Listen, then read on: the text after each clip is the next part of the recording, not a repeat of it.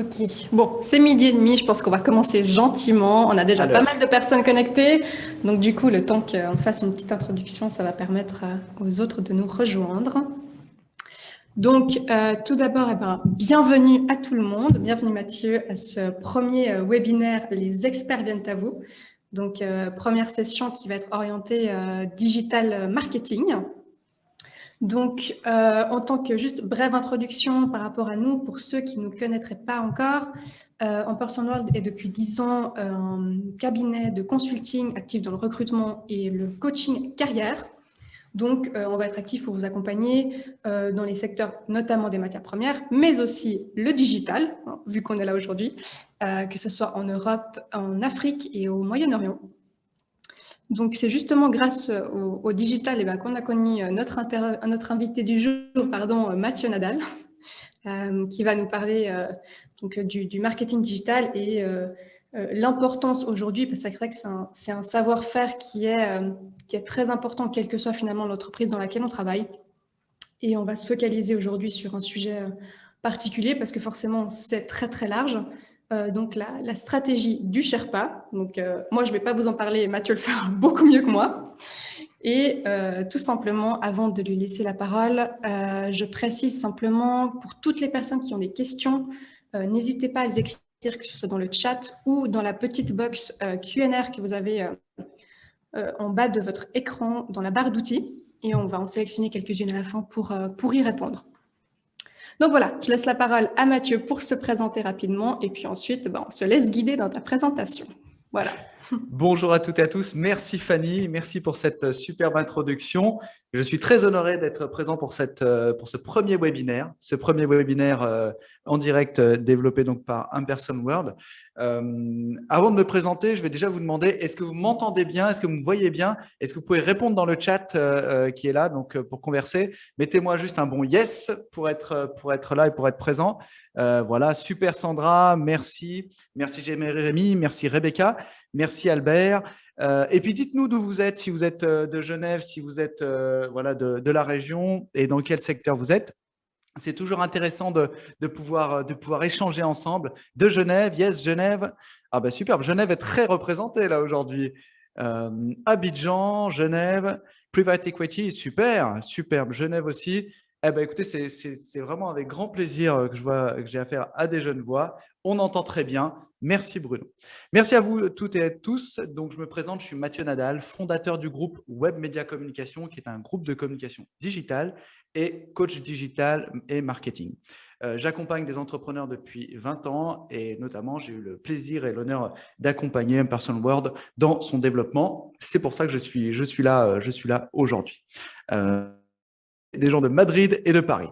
Alors, on va commencer tout de suite. Est-ce que vous connaissez la stratégie du Sherpa? Je pense que si vous êtes là, forcément non. Mais je suis là aujourd'hui justement pour partager des informations avec vous, vous amener à comprendre cette stratégie. C'est une stratégie qui est très large, très globale, dans laquelle on va pouvoir échanger. Alors n'hésitez pas à noter toutes vos questions. Hein. Prenez un joli stylo, un carnet et notez vos questions et je serai là pour y répondre après ce webinaire. Hein, on n'est pas à 5 minutes près. Alors n'oubliez pas aussi, hydratez-vous bien hein, et mangez pendant ce webinaire. On ne vous voit pas, donc profitez-en, c'est avec grand plaisir. Je vais vous partager mon écran. Vous me dites si vous voyez bien pour vous présenter cette stratégie sur laquelle on a travaillé avec mes équipes pour vous expliquer comment fonctionne un outil comme celui-ci. Alors, l'inbound marketing selon la stratégie du Sherpa. Ou, plus clairement, comment faire venir à soi les clients au lieu d'aller les chercher.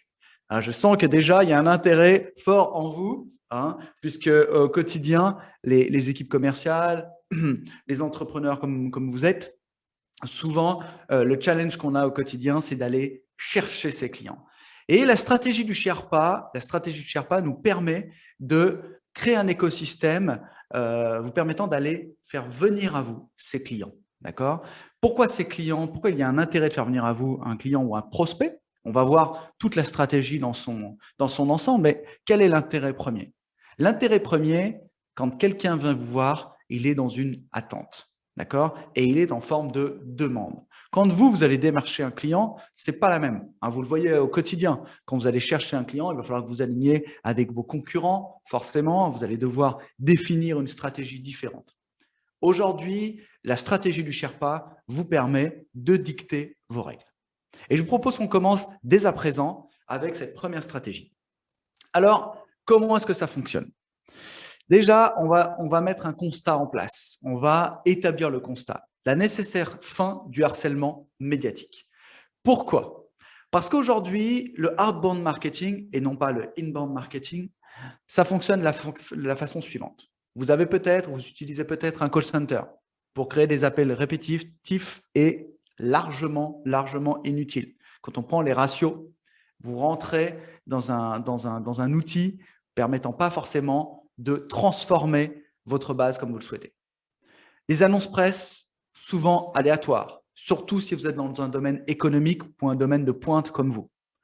Les annonces presse, souvent, vont être très bons pour l'ego, mais le retour ne va pas être forcément forte. On voit actuellement d'ailleurs avec le déclin de la presse.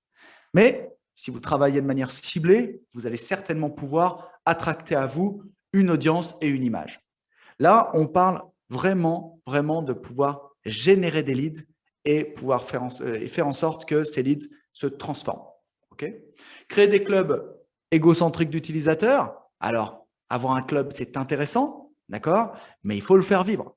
Il faut apporter de la plus-value à ce club. Il faut apporter une image. Il faut apporter du contenu, d'accord. Et souvent, on se retrouve avec les mêmes personnes. Donc, on n'arrive pas à élargir sa cible. Des prises forcées de rendez-vous, avec notamment des teams de commerciaux type closer. Donc là, c'est très intéressant parce que vous savez que vous avez du rendez-vous, mais quel retour vous avez? Vous êtes obligé d'embaucher des gens pour aller à ces rendez-vous.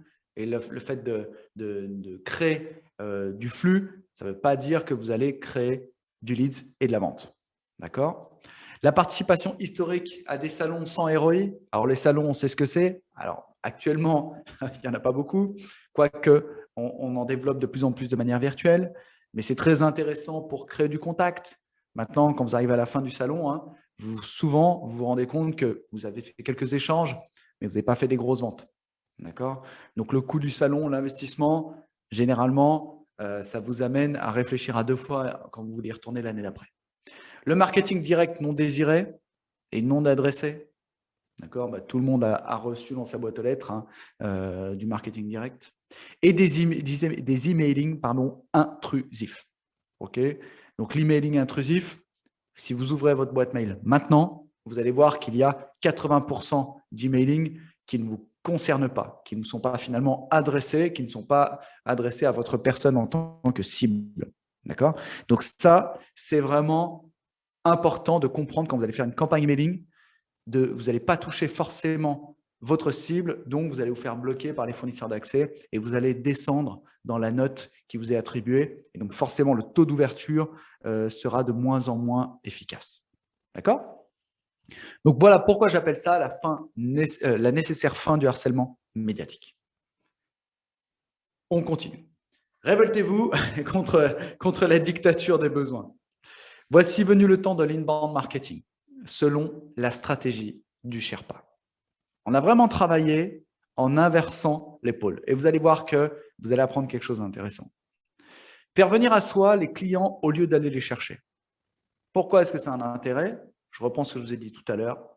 Quand vous inversez les pôles, vous inversez aussi votre stratégie de vente en privilégiant le désir préalablement au besoin. Le désir, c'est quand même ce qui est dans la vente le plus fort. D'accord? Quand quelqu'un désire un produit, un véhicule, l'alimentation, un restaurant, d'accord? Vous créez le désir. En créant le désir, vous créez une notoriété, une image forte et une attente forte. Pourquoi les grands chefs, généralement, travaillent en vous faisant attendre, en disant non, on ne peut pas venir cette semaine, pas ce soir, il faut réserver minimum 1 mois, 2 mois, 3 mois avant? Parce que ça crée le désir, l'attente et ça suscite l'augmentation forcément de vos prix. Continuons. Si vous avez des questions, on les posera à la fin. Alors, à quoi correspond la stratégie du Sherpa? 6 étapes pour transformer votre suspect en ambassadeur. Pas en client. Le client, c'est assez facile finalement de le transformer de suspect en client. En ambassadeur, c'est beaucoup plus compliqué. Parce qu'une fois que votre client est ambassadeur, lui va vous faire rentrer dans le cercle vertueux de l'acquisition externe de clients. D'accord? Donc, vous allez pouvoir échanger avec lui et il va vous amener ses propres contacts, ses propres clients de manière assez stratégique. Alors, voici les 6 étapes pour transformer vos suspects à ambassadeurs. L'étape numéro 1, attirer. Alors, on va pouvoir prendre ça comme une rencontre entre 2 personnes, d'accord? Si vous voulez avoir cette image-là, si vous voulez bien avoir cette image-là. Attirer. Donc, pour attirer, il faut être un peu suspect. Vous voyez, voir votre entreprise, présenter votre entreprise sur les réseaux sociaux, d'accord? Mais de manière assez simple. Apporter un peu de curiosité, d'accord? Et vous voyez qu'on passe déjà de suspect à curieux. Le gros avantage quand vous passez de suspect à curieux, c'est que vous commencez à faire rentrer les prospects, les suspects dans votre tunnel. D'accord? Suspect, ça peut être, bah tiens, aujourd'hui, vous êtes là, d'accord? Il peut y avoir un intérêt pour vous à développer vos compétences dans le développement comme chez Person World. Voyez? Donc là, ça peut être intéressant. Ok, vous vous êtes dit, bah, tiens, il y a un intérêt, j'ai reçu un email, j'ai vu ça sur les réseaux sociaux, je vais m'intéresser à cet événement. Puis après, vous devenez curieux. Donc, vous allez voir cette image, vous dites, bah, tiens, qu'est-ce qu'on me propose? Quel est le contenu? D'accord? Si le contenu, je mets juste un point, là, il n'y a pas de séduction. D'accord? Si je commence à vous expliquer ce que vous allez voir pendant cet événement, ce qui va se passer, une belle image, travailler avec du rédactionnel qui vous permet de vous emmener jusqu'au tunnel, d'accord, jusqu'au clic, au call to action, là, il y a un intérêt. Et là, je commence à vous transformer de curieux à visiteur. Et vous êtes là. Merci à vous. Donc, vous êtes visiteur. Vous dites, mais qu'est-ce que c'est? Qu'est-ce qu'on va me proposer? D'accord? Et si je veux vous convertir, il va falloir que je vous propose quelque chose, un contenu en adéquation avec votre besoin. Je ne vous vendrai jamais quelque chose si vous n'avez pas le besoin. D'accord? C'est une perte de temps. Vous pouvez susciter le besoin. On le voit beaucoup actuellement avec des produits, je dirais ce qu'on appelle les monoproduits. Vous avez souvent des mallettes pour entrepreneurs, dans le retail, on voit beaucoup, il y a des monoproduits, des vestes, des pulls, ce genre de choses. Vous avez beaucoup d'entreprises qui se créent avec un seul produit et donc ils attirent justement le visiteur pour mieux le convertir. Donc, je vais faire la présentation de mon produit en le filmant sous toutes les coutures, en expliquant que le coton est bio, qu'il a été, il a poussé dans des réserves dédiées à ça, avec des gens qui sont bien payés. Vous voyez, il y a vraiment tout un travail autour de ça. Et d'ailleurs, dans vos métiers de trading de matières premières, vous avez cette vision-là. Aujourd'hui, quand vous allez acheter des produits, vous avez certainement cette vision-là. Et vous avez certainement des clients qui vous posent cette question-là. Donc, si vous apportez votre chaîne, dans votre chaîne de conquête, de prospects, vous intégrez ça dedans, vous allez voir que vos clients vont attracter une nouvelle image auprès de vous. Donc, je le transforme, je le convertis de visiteur à prospect. Mais maintenant, il va falloir que je lui demande la permission. Quelle est cette permission? La permission, ça va être, pourquoi pas, de m'inscrire à un événement comme aujourd'hui, de m'inscrire dans une relation avec cette entreprise ou avec cette marque, et il va falloir que je l'amène avec cette permission à générer un lead. Vous voyez? Prospect, permission, lead. Et là, je le transforme dans ce lead. Je le transforme en lead. Pourquoi? Parce que vous allez avoir un intérêt, vous avez un besoin de solution. Vous avez un besoin d'image, vous avez un besoin de marketing, vous avez un besoin de recrutement, vous avez un besoin d'achat, et là, vous transformez directement. Donc, l'intérêt de demander la permission, c'est que vous n'allez pas démarcher votre client avec votre téléphone tout de suite. D'accord? Vous avez demandé la permission. Et quand vous apportez à votre service commercial un lead qui a été qualifié de cette façon-là, attirer, séduire, convertir, permettre, la conclusion est très simple. Le fait de conclure cette vente, de conclure ce partenariat avec votre partenaire, votre fournisseur ou votre client, va être beaucoup plus simple. Donc, vous avez, vous voyez, la technique du Sherpa, on voit, hein, on monte, d'accord? Et le gros avantage, c'est que le taux de transformation va être beaucoup, beaucoup plus élevé, de l'ordre de 37% supplémentaire. Donc, on voit que le fait d'attirer et d'attracter à vous et de suivre ces étapes permet une conclusion forte. Mais attention, un client n'est client que quand il a acheté 2 fois. Avant, ça reste un prospect. Il vous a coûté, il a fallu aller le chercher, vous avez dû vendre. Donc maintenant, tout l'enjeu est de le faire passer de client à ambassadeur. Vous voyez, souvent, les commerciaux travaillent au 100 mètres. Ils courent, ils courent, ils courent, ils s'arrêtent avant la ligne en disant « ouais, c'est bon, j'ai réussi, je suis là ». Non, non, on continue, on suit. Et en suivant, ça va vous permettre de transformer votre client en ambassadeur et lui va vous faire rayonner dans votre écosystème. Puisque, on le sait pertinemment, vous travaillez dans des zones qui sont assez, assez précises.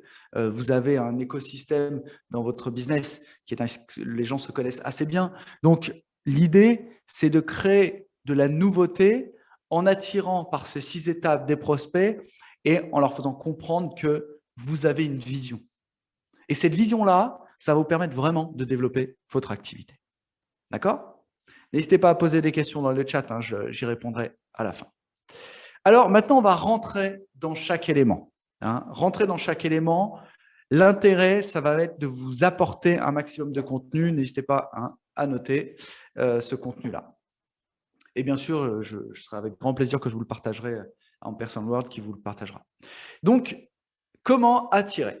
La stratégie éditoriale pour faire passer de suspect à curieux. Le gros avantage de cette stratégie éditoriale, c'est qu'elle demande pas grand-chose en termes de compétences, mais elle demande du temps. D'accord? Soit vous avez une structure auprès de qui vous dédiez cette activité, soit vous pouvez le faire vous en développant votre stratégie éditoriale. Alors, quels sont les éléments importants pour attirer vos clients via cette stratégie éditoriale? Commencez à travailler avec des infographies. Actuellement, on voit que ça fonctionne de manière assez forte sur les réseaux sociaux. Travaillez des infographies, des iconographies dans votre domaine d'activité. Ça peut être les 3 tips qui fait que vous arrivez à trader de manière efficace.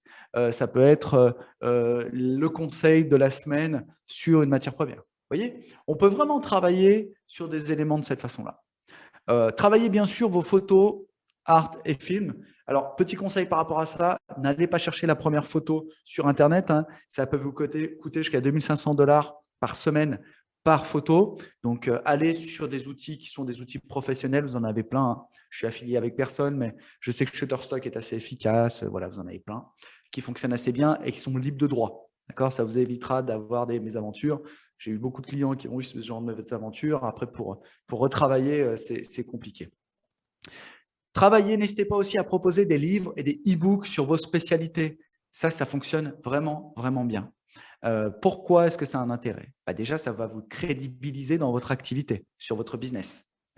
Ça va vous permettre de dire que votre entreprise est qualifiée et que vous êtes qualifié pour parler de ces projets. N'hésitez pas aussi à mettre en place des guides pratiques. Comment bien trader sur les matières premières? Pourquoi pas? Faites connaître tout ça par des médias qui sont intéressants, type réseaux sociaux. Je vous en parlerai à la fin, les bons réseaux sociaux actuellement qui fonctionnent bien, qui vont permettre de générer des leviers. N'hésitez pas aussi à travailler sur les blogs. Alors, des fois, on me dit « oui, mais le blog, c'est complètement has-been ». Pas du tout. Pas du tout. Aujourd'hui, les gens aiment lire. Ils aiment passer du temps à comprendre. Vous savez que la télévision a chuté de 60%, hein, donc c'est assez énorme chez un public plus jeune. Donc aujourd'hui, on voit que dans les années à venir, le contenu en ligne va être un contenu important et intéressant. N'oubliez pas que le premier site internet au monde est Google. Le deuxième, c'est YouTube. D'accord? Donc ça, c'est quand même à prendre en compte. Donc ça veut dire que si vous avez répondu à de bonnes questions via vos blogs, ça va vous permettre d'être efficace et d'attracter à vous, attirer à vous un bon public. Travaillez votre référencement. Je vous parlais de Google tout à l'heure, donc ça, c'est quand même important. Le référencement, pour ceux qui ne savent pas, c'est le positionnement que vous allez avoir sur les moteurs de recherche. Et n'hésitez pas à travailler avec de l'advergame. Donc, l'advergame, c'est un mélange entre de la publicité et du jeu. Et là, il y a vraiment des gros leviers. Vous pouvez faire des challenges, vous pouvez faire des choses comme ça. Nous, quand on fait des challenges en live sur Instagram, ça fonctionne très, très bien. On en a qui tournent actuellement et on sait qu'on fait l'acquisition de gens qui peuvent être intéressés par notre activité. On continue. La séduction. Alors, la séduction, hein, c'est comme dans la vie, d'accord? Créer des imprévus. Ça, c'est intéressant. Vous voyez, surprendre. Pourquoi surprendre? Ça va vous permettre d'expliquer à votre public que vous êtes différent. Et en se différenciant, on va apporter une force à votre communication qui est le fait d'être remarquable. Parce que si vous êtes remarquable, vous allez vous faire remarquer. On voit bien qu'en termes de stratégie de communication, il vous est certainement arrivé de passer devant une publicité en vous disant « Mais comment lui, il arrive à faire de la publicité ?» D'accord? Pourquoi? Parce qu'il est remarquable. C'est peut-être pas forcément le meilleur, mais il va attracter à lui des gens qui l'ont remarqué, simplement. Donc ça vous permet de créer du lead et créer du lien. Alors, comment est-ce qu'on va faire pivoter les gens de curieux à visiteurs? N'hésitez pas à travailler avec un chat sur votre site internet, ça fonctionne très très bien. Actuellement, il y a ce qu'on appelle des chatbots qui vont vous permettre de mettre en place de l'interaction avec votre client. De la formation aussi, n'hésitez pas à proposer des formations, proposer du contenu intéressant, du contenu que vous allez offrir à votre audience. L'advergame, je vous en ai parlé tout à l'heure, je vous l'ai remis là parce que dans la phase de séduction, il fonctionne aussi très, très, très bien. Vous pouvez aussi partager des bons plans, hein, des informations, des tips intéressants. Mettre en place une web TV. Pourquoi mettre en place une web TV? Aujourd'hui, la vidéo, c'est 27% en plus de trafic sur votre audience. La vidéo, c'est le lien permettant de créer de l'interaction et de passer de l'information à la communication. D'accord? Passer de l'information à la communication, ça vous permet d'être fort en interaction. Ok? Donc, la web TV est importante et surtout, elle a une grande qualité. C'est quand vous allez enregistrer vos vidéos, vous allez enregistrer vos webinaires, vous allez les rediffuser. Pendant que vous faites autre chose, vous faites de l'acquisition de clients et du trafic. D'accord? Parce que votre chaîne continue à tourner. Elle continue à être présente. D'accord?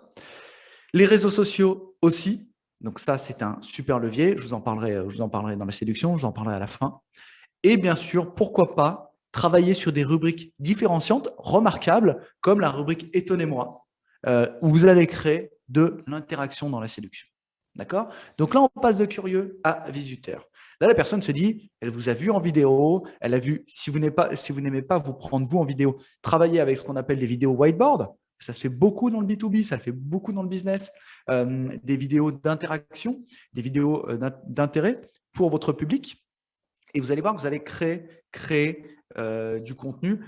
J'ai aidé un client là, à travailler sur une vidéo de whiteboard dans le domaine des crypto-monnaies, qui est quand même un domaine assez précis, bancaire. Et donc, là, il y a des interactions qui peuvent se faire. Vous n'avez pas besoin de vous filmer. Et quand vous mettez en place ce genre de levier dans votre entreprise, ça permet de crédibiliser votre société aux yeux d'un public un peu plus large. Alors, comment travailler au niveau séduction, hein? Les valeurs du désir, ça c'est intéressant. Susciter la séduction, provoquer l'inattendu, créer l'intrigue et bien sûr pratiquer l'humour. On peut faire les choses sérieusement, d'accord? Mais quand vous pratiquez une touche d'humour dans votre business, je sais que ce n'est pas forcément, suivant l'activité dans laquelle vous êtes, la plus drôle, mais vous pouvez trouver des idées, des tips qui sont presque des private jokes que vous pouvez travailler dans un domaine dédié. D'accord? Donc, n'hésitez pas à créer de la valeur du désir en travaillant sur ces 4 piliers qui sont des piliers qui fonctionnent toujours en marketing et surtout en marketing digital. On voit de plus en plus, hein, vous voyez, il y a une session où vous aviez beaucoup de chats en train de faire du piano. Des grandes entreprises utilisaient ça faisait de l'audience, ça faisait du trafic. Et après, on dit, OK, là, ce n'est pas le but dans votre domaine d'activité, qu'on soit très clair, hein, mais vous pouvez lier des informations intéressantes qui vont susciter une audience forte et dans cette audience, travailler une tranche de votre public cible. Convertir. Alors, la stratégie de conversion, elle est forte. Pourquoi? Parce que la stratégie de conversion, c'est ce qui va permettre de faire basculer votre client, d'accord, de visiteur à prospect. Et là, c'est vraiment un endroit où il faut mettre le paquet, d'accord. Cette stratégie de conversion, elle va vous permettre aussi de vous crédibiliser auprès d'une audience, d'accord.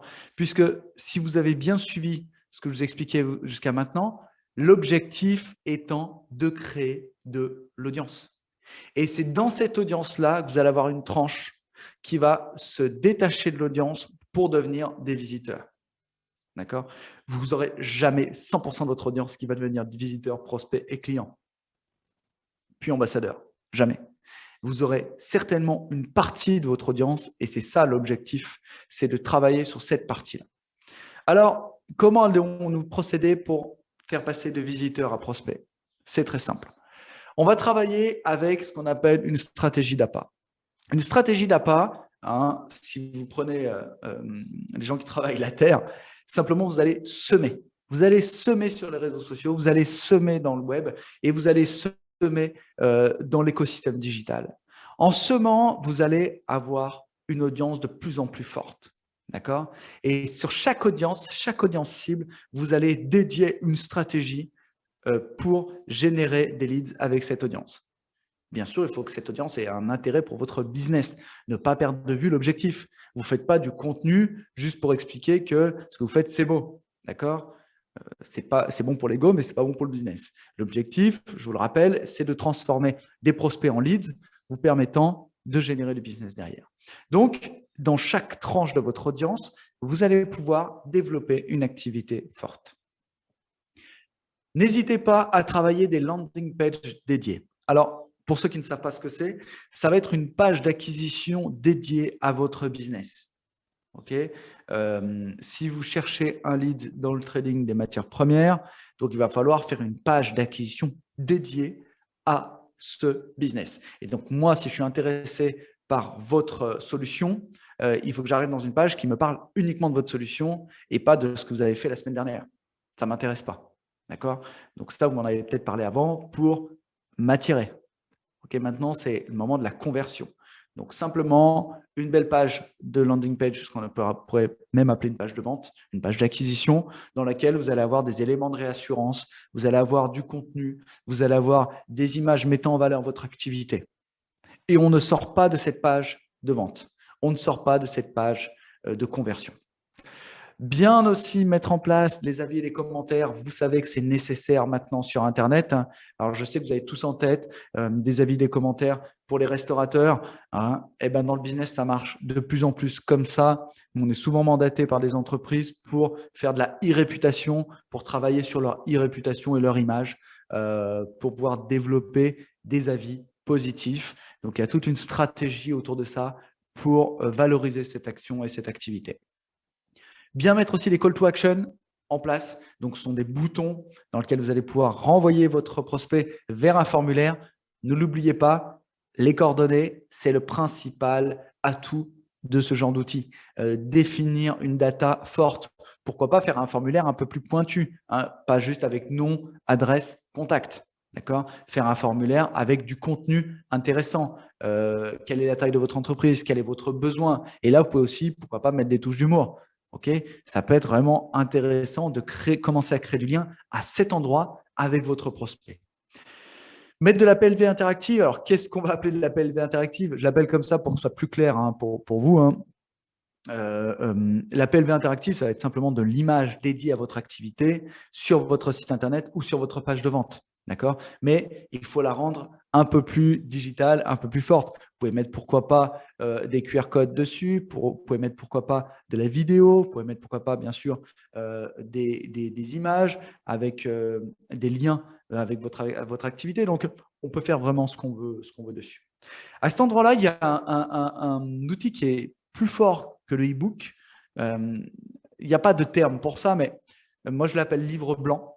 Pourquoi? Parce que là, on commence à avoir du client, du visiteur qui a un réel intérêt. Donc là, vous pouvez au-delà du e-book de 2-3 pages pour dire voilà ce qu'on peut vous proposer, ou voilà ce que les 5 tips les plus intéressants pour développer votre activité, là, vous pouvez vraiment faire du contenu un peu plus professionnel. Un e-book de 20 ou 30 pages où la personne va prendre le temps de lire et dire « Ok, j'ai affaire à des gens sérieux, à des gens compétents, à des gens qui vont être en lien avec mon activité et qui vont pouvoir m'apporter une vraie solution. Ce ne sont pas juste des gens qui sont opportunistes. Non, ce sont des professionnels et des experts de leur domaine d'activité. Et là, vous rentrez tout de suite dans un élément supplémentaire. La newsletter, toujours intéressant. Hein. Pourquoi? Parce que si à cet endroit-là, le visiteur ressort malgré tout ce que vous avez fait, eh ben, vous avez quand même fait l'acquisition d'une campagne email, enfin d'un email, et derrière, vous allez le mettre dans une séquence email, une belle séquence qui vous permettra de développer votre activité. Bien sûr, travaillez aussi la partie community management.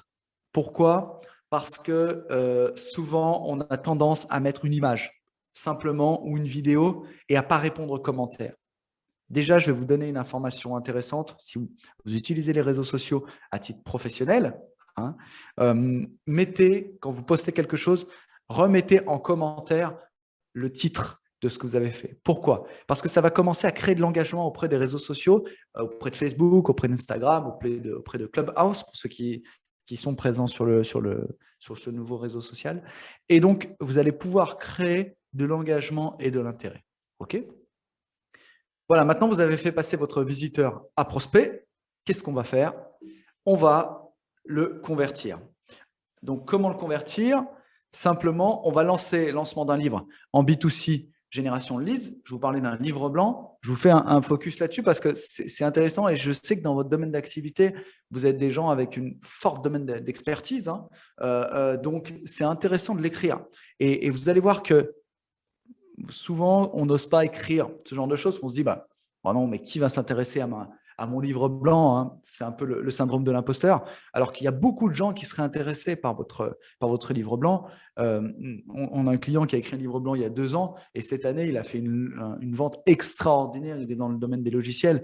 Mais pourquoi? Parce que il avait fait quelque chose où il y avait un réel intérêt. Et une très grosse société s'est intéressée à lui, à ses services. Et donc, il a pu faire vraiment un contrat en or incroyable. Donc, vous voyez, avec un simple livre blanc de 100 pages, sur une technologie bien particulière, mais ça peut fonctionner. Donc, comment est-ce que ça fonctionne? Emailing plus APA, ça c'est pour le lancement d'un livre blanc. En B2C ou en B2B, ça fonctionne aussi très très bien. Créer une landing page où les gens viennent. Donc, dans l'emailing plus APA, vous avez réseaux sociaux et toute la stratégie que je vous ai développée avant. Bien mettre une page web de confirmation et bien sûr, toute la stratégie d'emailing de confirmation. Ce n'est pas un seul mail, hein, il y a une stratégie à mettre en place pour pouvoir développer ça. Vous voyez que c'est simple, d'accord, mais ça peut vous amener à générer des ventes assez fortes. D'accord? Donc là, on est vraiment dans la stratégie du Sherpa. La permission. Pourquoi la permission est importante? Hein? Le marketing de la permission et du désir. Parce que la permission va vous permettre, si je puis me permettre de m'exprimer ainsi, va vous permettre de rentrer chez votre prospect.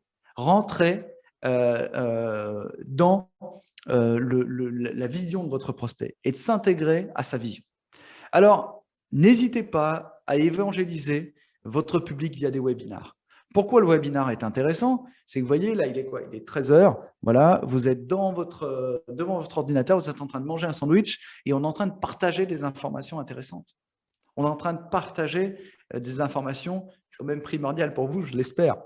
Mais pourquoi est-ce qu'il y a un intérêt? C'est qu'aujourd'hui, vous allez certainement découvrir des choses, mais vous allez pouvoir aussi interagir. Okay, on va poser des questions, on va voir ensemble une nouvelle vision et on va ouvrir une petite case intéressante pour nous tous. D'accord? On va échanger. Et le gros intérêt d'un webinar comme cela, c'est vous créer la proximité avec vos prospects. Vous allez créer la proximité avec vos futurs leads. Pourquoi? Parce que dans un webinar comme celui-ci, vous allez pouvoir échanger et montrer qui vous êtes réellement et quelle est votre expertise. Parce que ça se prépare, il y a un travail au préalable. Hein. On a travaillé avec nos équipes et l'équipe d'Ampersand Board autour de ce webinar. Mais le gros intérêt, c'est que ça va vous permettre derrière de créer de l'intérêt chez votre audience cible. Travailler aussi, bien sûr, sur le ICRM. Donc, pourquoi il y a un intérêt d'avoir un ICRM? Pour ceux qui sont dans la technologie, et je sais que chez vous, il y en a beaucoup.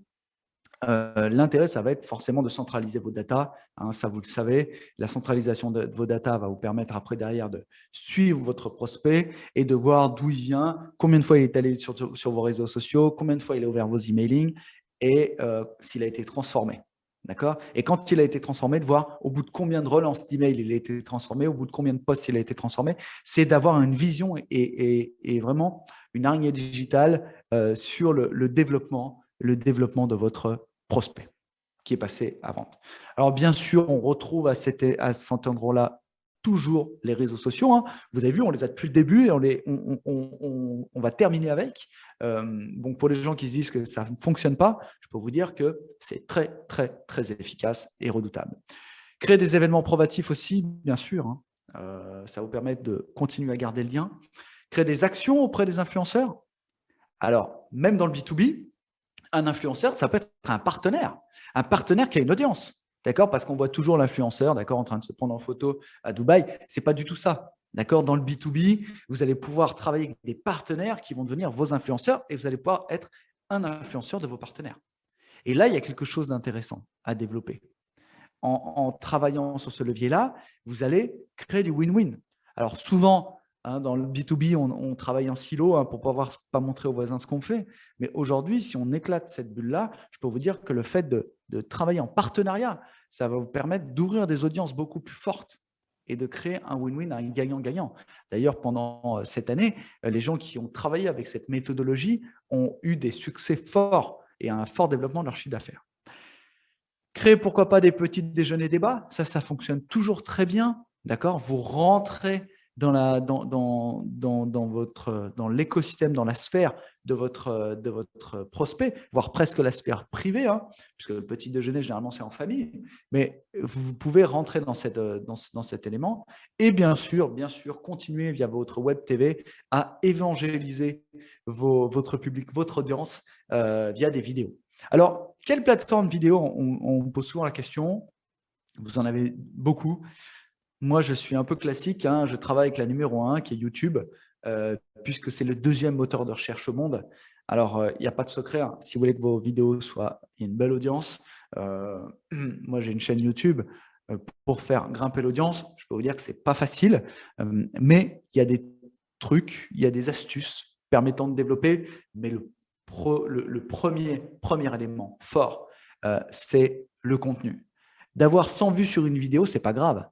Si vous avez 100 vues où il y a eu un contenu intéressant et vous avez pu générer des leads, d'accord? Ce n'est pas la course aux vues parce que vous ne pourrez pas remporter cette course. Aujourd'hui, vous avez des gens qui font 10 millions, 20 millions de vues sur une vidéo, ce qui est énorme. Moi, j'accompagne quelqu'un qui fait 140 millions de vues sur sa page en 2 ans. Donc, c'est vraiment très, très fort.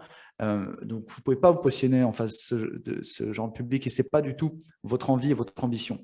Par contre, pour aller chercher en B2B des professionnels qui ont un intérêt pour votre activité et les attracter, oui, c'est intéressant. Et il ne vous faut pas grand-chose. Il faut une webcam, un ordinateur, un micro, des lampes et vous allez pouvoir créer ça. D'accord? Et on y reviendra si ça vous intéresse après. Alors, pour le webinar, comment est-ce que ça fonctionne, hein? Comme ce qu'on a fait là pour que vous soyez avec nous, et c'est avec grand plaisir. Pourquoi pas travailler sur des emailing d'invitation sur votre base, d'accord? Et bien sûr, travailler aussi une stratégie de social media, donc création de contenu et fidéliser. Vous avez Instagram, vous avez LinkedIn, bien sûr, et vous avez Facebook. Aujourd'hui, vous avez Clubhouse. Alors, je ne peux pas trop vous en parler parce que j'ai démarré il y a 2 semaines. Donc, voilà, mais c'est prometteur en termes d'acquisition. On a des choses bien. Bon, pour l'instant, on est vraiment sur un réseau social très, très professionnel dans le marketing, hein, voilà, et dans l'image, plutôt entertainment. Voilà pour la partie suivie. Maintenant, pour la conclusion, ce n'est pas la conclusion du webinaire, la conclusion de la vente. Comment faire pour faire passer de leads à clients? Alors, vous avez récupéré votre lead, d'accord? Donc, un lead, je vous le rappelle, hein, un formulaire bien établi avec des interactions, des informations. Et dedans, qu'est-ce qu'on va en faire?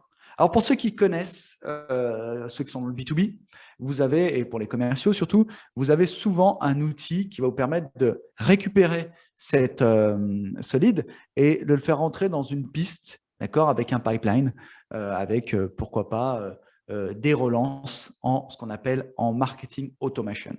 Alors, on pourrait faire un webinaire complet sur le marketing automation, tellement c'est passionnant. Mais le marketing automation, pour vous résumer, c'est très simple. Votre prospect va rentrer dans votre ICRM dont on parlait tout à l'heure, donc dans votre outil. Vous avez votre base de données et vous allez faire avancer votre prospect jusqu'à la vente. Et donc, pourquoi pas, à chaque fois que vous allez prendre votre bloc et le déplacer d'une case à l'autre, donc vous pouvez avoir une case où c'est demande de formulaire, donc vous avez reçu votre formulaire, puis après vous allez passer à contact client, pourquoi pas. Et donc, quand vous allez le déplacer, il va recevoir une séquence mail automatique. D'accord? Il vous dit, ah oui, j'ai un intérêt pour un rendez-vous, tac, vous le redéplacez. Vous mettez des automations ou pas? Une fois que vous avez fait votre rendez-vous, vous pouvez le redéplacer et il reçoit une autre séquence mail comme si c'était vous qui le relanciez. D'accord? Alors, pour les commerciaux, c'est magique. Hein, ça évite d'oublier, ça évite d'avoir trop de pertes en termes de leads. Mais surtout, le gros intérêt, c'est quand vous arrivez à la fin et que vous avez ce qu'on appelle l'email de clôture, vous vous rendez compte que les gens vont vous recontacter de manière assez rapide. Alors oui, ça peut être un petit peu invasif, mais je peux vous dire que c'est redoutable en termes de vente et en termes d'acquisition. Bien sûr aussi travailler avec des bases de données de permission. Ça aussi, c'est intéressant. On y reviendra dans un prochain webinaire avec grand plaisir. De mettre des actions auprès des circuits d'influence. Donc, je vous en parlais tout à l'heure. Votre circuit d'influence, ça va être votre base de données. Ça va être la crème de la crème. D'accord? Votre base de données qui aime votre marque, aime votre entreprise, aime votre image. Ça peut être bien sûr aussi un partenaire avec qui on va travailler autour de ça. N'hésitez pas aussi à travailler avec des relations publiques autour de cette conclusion, des relations presse, mais toujours en ligne, hein, d'accord? Pour laisser des traces, parce que ces traces-là, Google les récupère. Et donc, il va voir que vous êtes en train de tisser une toile et de créer un écosystème fort, un écosystème intéressant. Bien sûr, travailler aussi avec le scoring leads. Pourquoi le scoring leads est intéressant? Je fais un petit aparté là-dessus. Vous allez pouvoir mettre un numéro de score à chaque prospect. Donc, lui, il a un intérêt. Nous, on le fait dans nos équipes, dans nos entreprises, on le fait surtout avec des étoiles de 0 à 5. Ça évite de mettre le focus sur le prospect qui n'a aucun intérêt pour votre activité, mais qui peut-être aura un intérêt dans 3 ans, 4 ans, 5 ans, 10 ans. D'accord? Et bien sûr, la stratégie d'emailing récurrent. Cette stratégie-là va vous permettre de voir si votre public cible a un intérêt pour le contenu que vous faites. Alors attention, n'envoyez pas 10 000 mails en disant « achetez chez moi, achetez chez moi, achetez chez moi ». D'accord? On n'est pas Coca ou Cdiscount. Il n'y a pas d'intérêt. Par contre, vous allez pouvoir envoyer de l'information. Et cette information va nous ramener à notre toute première marche de la technique du Sherpa, la stratégie du Sherpa, c'est-à-dire attirer, séduire. D'accord? Donc, on ramène le prospect à chaque fois et on le fait remonter étape par étape. Hein, c'est assez lisible. Maintenant qu'on va le transformer en client, comment est-ce qu'on va faire pour optimiser le processus de lead management? Ciblage, marketing automation, CRM, amélioration du processus de lead management. Et l'amélioration et l'optimisation va vous permettre de mettre de moins en moins de budget publicitaire sur vos actions publicitaires et d'avoir de plus en plus de ROI, donc de retour sur votre investissement publicitaire. Et maintenant, pour en terminer là-dessus, bien sûr, vous allez avoir le suivi. Alors, pourquoi le suivi est important, hein? Pourquoi on ne s'est pas arrêté avant la ligne des 100 mètres? Parce que c'est à ce moment-là, vous allez avoir un impact fort sur votre entreprise et votre marketing. La stratégie de fidélisation et de viralité va vous permettre de créer cet écosystème et de l'alimenter avec des gens qui viennent de l'extérieur. D'accord? Parce qu'une fois que vous avez mis en place cet écosystème digital, vous allez certainement créer des ambassadeurs et ces ambassadeurs vont eux-mêmes attracter un public et vous l'amener. Et là, vous avez gagné. Parce qu'en attractant ces gens-là, ce prospect-là, ce B2B-là, pourquoi pas, ça va vous permettre de diminuer vos budgets communication tout en augmentant votre marge et en augmentant votre chiffre d'affaires. Alors, quelles sont les actions? Je vous ai parlé du ICRM aujourd'hui, il y a un intérêt, hein, il y a des outils comme HubSpot ou autres, vous en avez énormément, Salesforce, vous avez beaucoup d'outils comme ça qui vous permettent d'être assez fort en termes de ICRM. Travailler des actions privilèges. Des actions privilèges, vous êtes dans le B2B, vous êtes dans un secteur qui est un secteur premium, donc n'hésitez pas à travailler vos actions privilèges. Je sais que chez Person World, ils en font et ça fonctionne très bien. Donc n'hésitez pas, hein, ça permet de créer un espace VIP dans votre entreprise et de le valoriser, pouvoir valoriser et chouchouter vos clients. Bien sûr, vous pouvez aussi mettre en place la stratégie du Early Adopters. On y reviendra avec grand plaisir. Travailler vos relations publiques, hein, ça c'est courant. Souvent, on laisse tomber cette partie-là et c'est dommage parce que votre image, votre public relation, il est très important. Mettez en place une stratégie de cocooning. Pourquoi? Faites venir vos clients chez vous quand vous pouvez et montrez votre activité et faites en sorte qu'ils soient bien chez vous. Hein, s'ils se sentent bien chez vous, ça va vous permettre de développer un lien à long terme. Travaillez aussi la valorisation de l'ego du client. L'ego, ce n'est pas toujours bon, mais si vous valorisez son ego, il restera avec vous, c'est évident. Mettez en place une offre d'appartenance à un club. D'ailleurs, je vous ai parlé des clubs à pas monter, mais créer un club virtuel ou réel, ça fonctionne bien. Ça vous permet de créer un sentiment d'appartenance et cette offre d'appartenance va vous permettre bien sûr de garder ce client et de l'attracter. Mettez pourquoi pas en place un réseau social communautaire dédié uniquement à votre offre privilège. Et donc là, c'est très intéressant. J'attire votre attention sur le fait qu'il faut que vous ayez du contenu intéressant, d'accord, du contenu valorisant. Donc, ça demande du temps et de l'investissement en temps. Mais ça, vous pouvez bien sûr le faire sous-traiter. Et bien sûr, travailler sur des films viraux. Alors, le fait d'avoir des films viraux, ça va vous permettre d'interagir avec vos clients parce que, bien sûr, dessous, vous allez avoir des commentaires et des éléments comme ça. Vous pouvez créer le buzz hein, avec votre activité. On arrive dans des métiers qui ne sont pas forcément toujours très fun à créer le buzz hein, dans le domaine bancaire, dans le domaine médical. On arrive à faire des choses intéressantes.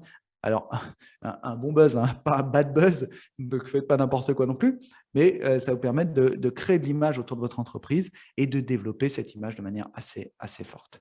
Alors, maintenant, j'aimerais vous partager cet élément qui est la pyramide des désirs de Svapiro. Et alors, cette pyramide des désirs, elle est très intéressante en termes de marketing digital. Parce que si on la lie au marketing digital, et je vais vous la développer assez rapidement derrière, si on la lie au marketing digital, ça va vous permettre de développer rapidement votre activité.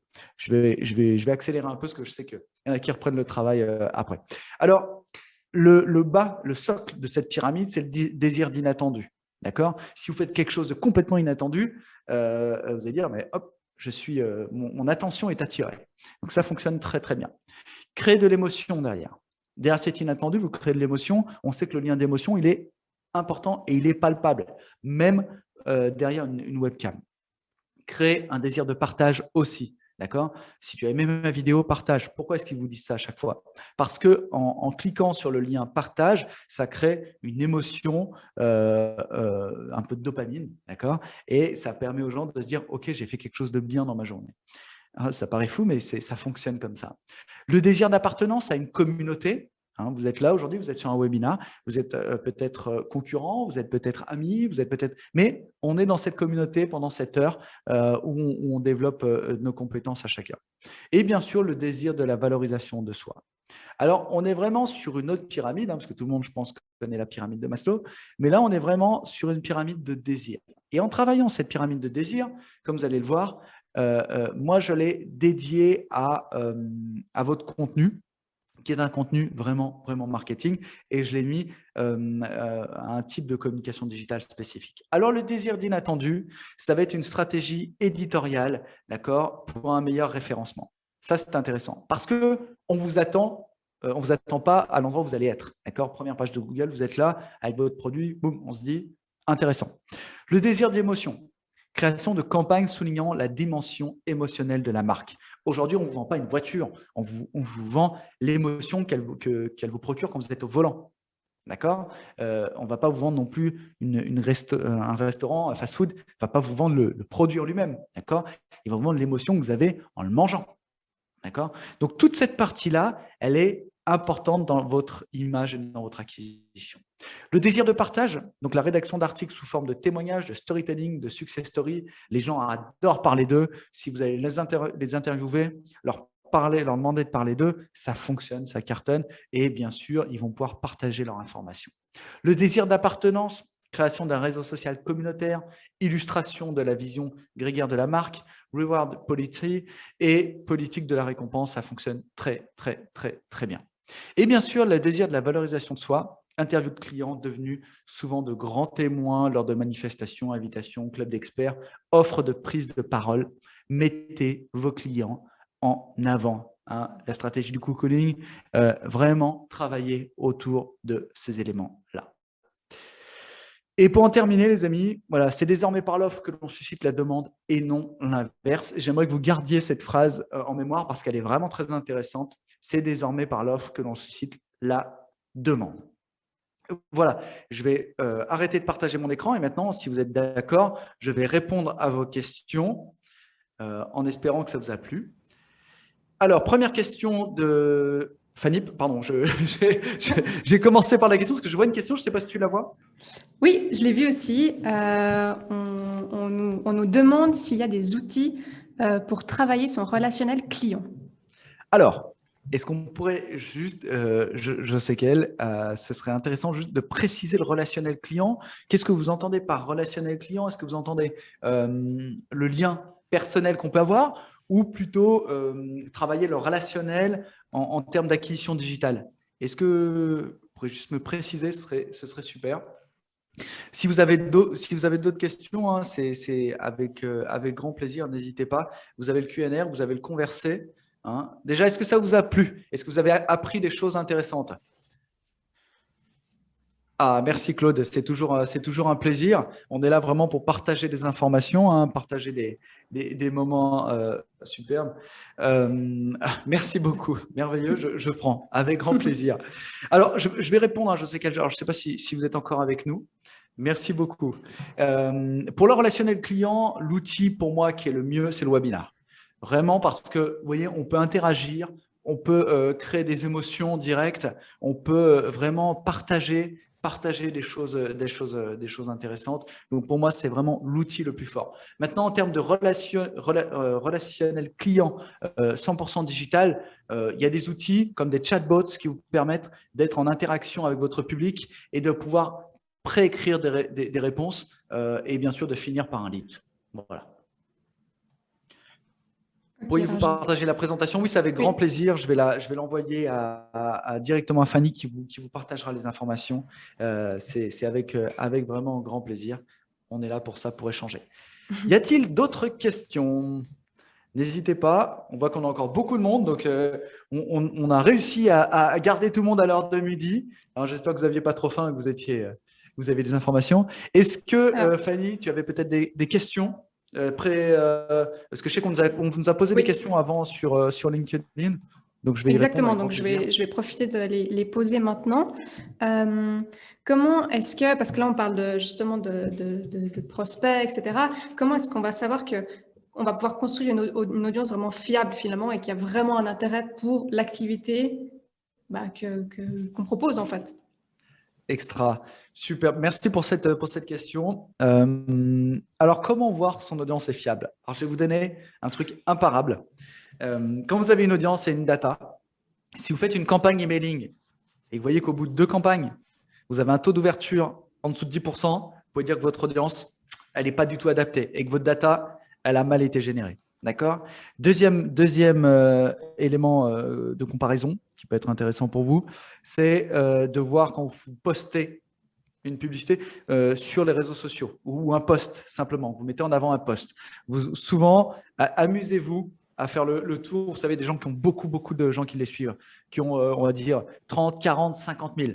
D'accord? Vous pouvez voir que des fois, il n'y a pas d'engagement. C'est-à-dire que ce ne sont pas une vraie audience.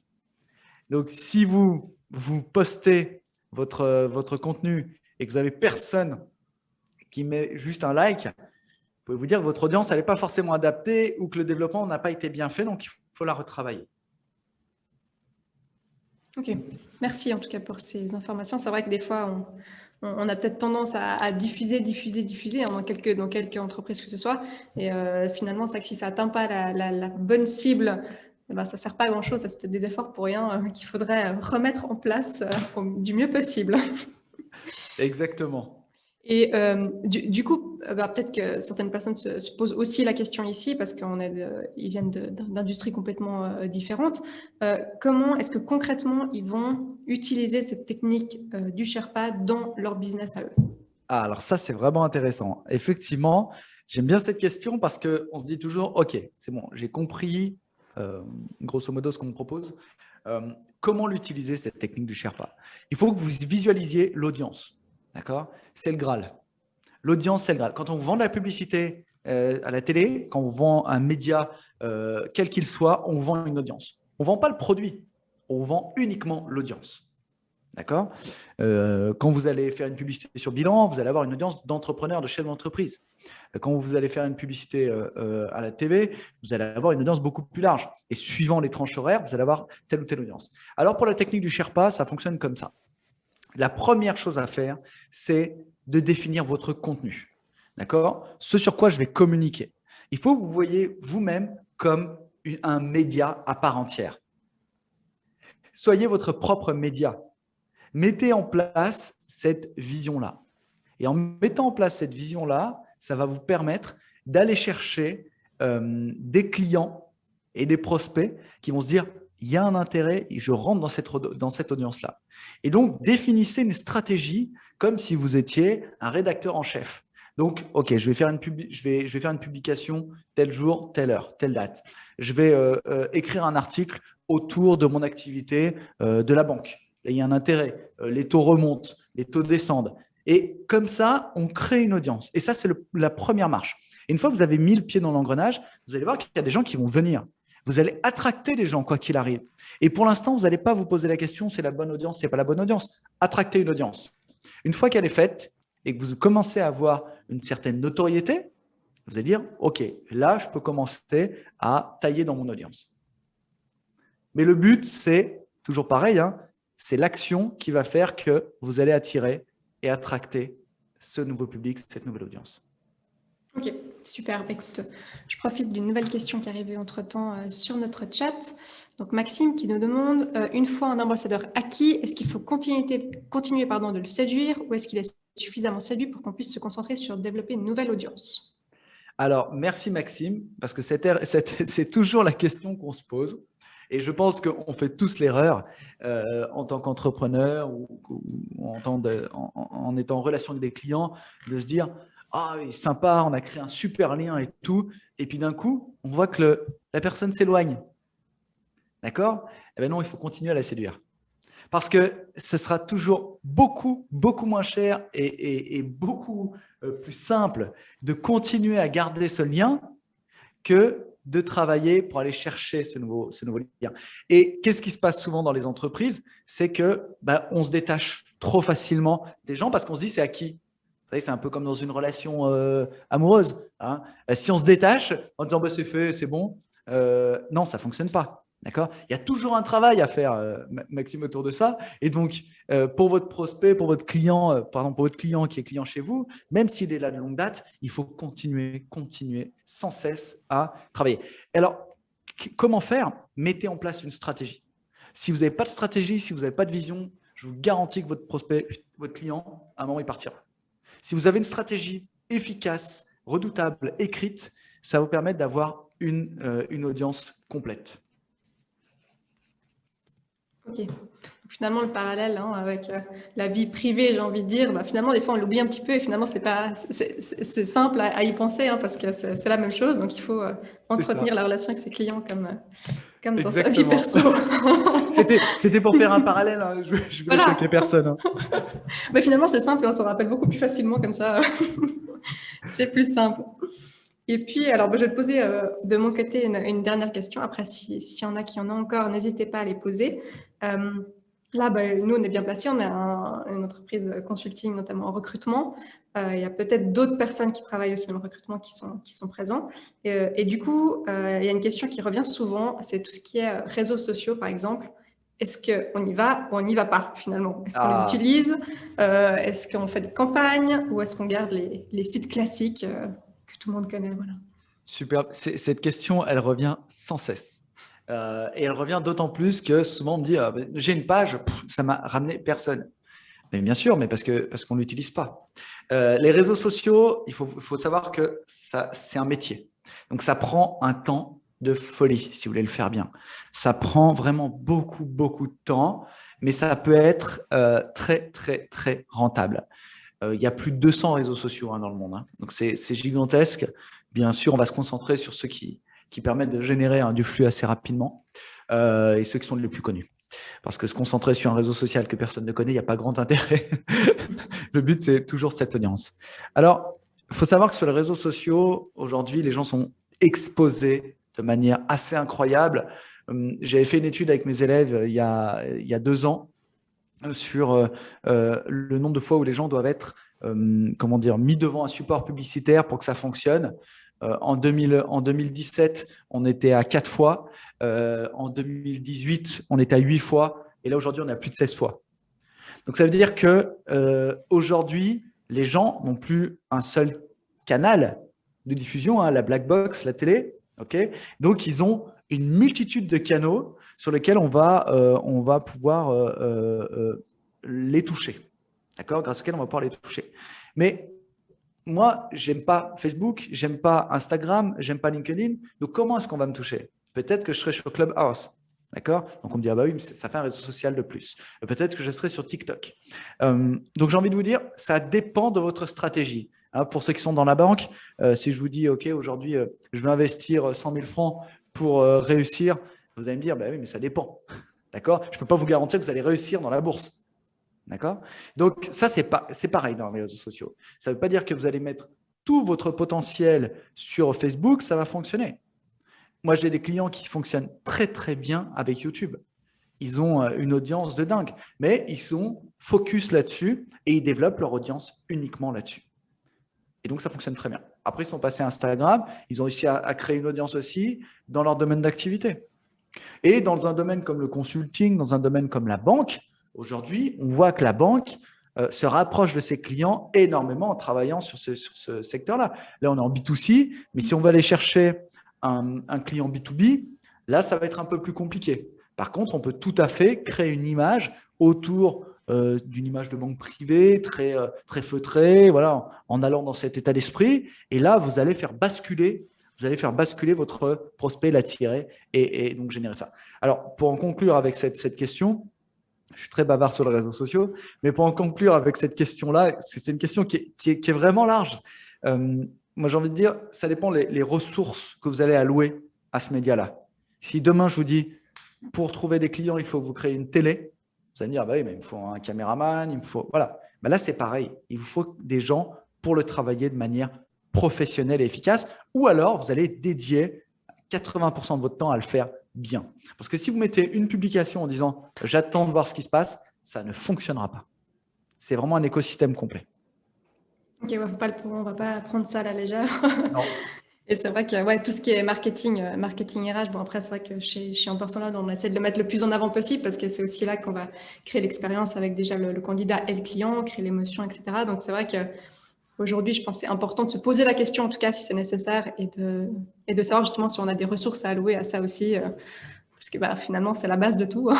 Si on n'en a pas, ça ne sert pas à grand-chose. Exactement. Alors, j'aimerais juste, j'ai une question de David après, Oui. mais pour revenir sur ce que tu disais, Fanny, et effectivement, pour avoir travaillé avec vous aussi, Fanny, la vision dans Personal World par rapport par rapport au digital est vraiment intéressant. Est-ce que tu pourrais juste, parce que c'est intéressant, je trouve le parallèle à faire par rapport à votre activité, est-ce que toi, tu pourrais juste en parler 2 minutes de ce que vous faites par rapport à ça? Alors, en termes de digital, c'est vrai qu'on est sur beaucoup d'aspects différents. Déjà, en termes tout simplement de recrutement, hein, parce qu'on recrute aussi pour le digital, pour plein d'industries différentes. Après, justement, on est axé sur l'expérience qu'on a avec le client qui passe par défaut aussi par les réseaux sociaux aujourd'hui, quels qu'ils soient. Et justement, notre but, ça va être de créer ce contact avec le client, avec le candidat, à travers divers moyens. On va mettre en place des systèmes pour faire des entretiens à distance. Voilà, c'est vrai qu'en fait, le but, je pense aussi pour toute entreprise, malgré tout, c'est de suivre un petit peu ce qui se passe autour de nous, hein, parce que c'est vrai que le but, c'est pas d'avoir 3 trains de retard non plus. Et puis aujourd'hui, c'est comme ça qu'on est habitué aussi à communiquer. Et je pense qu'il y a beaucoup de gens avec, par exemple, des candidats et qui sont peut-être qui ont besoin de retrouver ça en fait pour se sentir aussi à l'aise et se sentir en fait dans l'actualité, hein, si je peux dire. C'est vrai que aujourd'hui, c'est certainement pas négligeable de le mettre en avant. Et c'est vrai nous, on tente de le mettre par plein de façons différentes. L'événement comme aujourd'hui, qu'on fait d'habitude plutôt en live, mais voilà, on recycle différemment pour garder le contact avec toutes les personnes qui nous suivent. Excellent, merci beaucoup Fanny. Je vais répondre à la question de David. Oui. Alors oui, ça peut être surprenant, ce que j'ai dit tout à l'heure, David. Un client ne devient client que quand il a acheté 2 fois. Ben oui, parce qu'avant, il y a eu toute la phase de séduction, il y a eu toute la phase d'acquisition, donc il a coûté ce client. D'accord. S'il ne revient pas, il n'y a pas d'intérêt. C'est-à-dire tous les efforts que les équipes ont mis en place pour garder le client, pour le travail et tout, il ne revient pas. Donc c'est vraiment… un Airbus met 80% de son énergie au décollage. Donc là, tu as mis tes 80% d'énergie et tu arrives au bout. Et donc, là où tu vas pouvoir vraiment générer de la marge, générer du chiffre d'affaires intéressant avec ce client-là, eh ben, tu as brûlé tout ton kérosène finalement. Tu vois, et donc ça permet de se dire, OK, ma vision, elle est sur le moyen terme et le long terme avec lui. Et en travaillant à moyen et long terme, ça te permet d'avoir une vision. Alors, bien sûr, tu as des produits qui sont one-shot, quand même. Donc ça, tu peux difficilement faire autrement. Mais n'oublie pas qu'il y a la data. Donc une fois que tu as gardé la data, ça te permet d'avoir le lien et de dire, OK, si j'ai envie de lui revendre autre chose, je peux. Et s'il a une super expérience avec toi, il n'ira pas ailleurs. Très juste, très juste. Écoute, je pense qu'on va conclure sur cette question. Déjà, merci beaucoup d'avoir été avec nous aujourd'hui. C'était super intéressant et je pense que tout le monde a appris ou en tout cas développé ses connaissances. Pour information, pour ceux qui sont encore là, de toute façon, on va vous envoyer le replay de la vidéo si vous voulez repasser dedans et pour toutes les informations qui ont été dites. Et puis sinon, de notre côté, n'hésitez pas à nous suivre sur les réseaux sociaux. Hein, on est dans le thème, je pense, entre LinkedIn, Instagram, pour rester au courant de tout ce qui va suivre. On a plein de webinaires qui arrivent sur des thématiques complètement différentes aussi, et sur lesquelles on serait ravis de tous vous réaccueillir. Donc voilà, merci beaucoup Mathieu. Et puis à une prochaine. S'il y en a qui ont des questions après, n'hésitez pas. Et puis sinon, Effectivement. Moi, j'aimerais aussi vous remercier. Ouais. J'aimerais remercier tous les gens qui sont restés jusqu'au bout parce que c'est l'heure du lunch quand même. Hein, d'accord. J'aimerais aussi remercier toute l'équipe d'Ampersand World, donc Penda, Adrien et puis bien sûr Fanny qui ont passé vraiment un super. On a vraiment bien bossé ensemble. Je voulais vous dire aussi, n'hésitez pas, avec grand plaisir, parce que moi j'ai collaboré avec Ampersand World. N'hésitez pas à faire appel à leur service parce que c'est vraiment top du top et c'est un plaisir vraiment de le faire et j'ai été très honoré de pouvoir faire ce premier webinaire avec vous aujourd'hui et long succès à cette longue série de webinaires. Merci beaucoup Mathieu et puis bon après-midi à tous les gens qui sont encore avec nous. Voilà. Merci. Allez, salut. À très bientôt.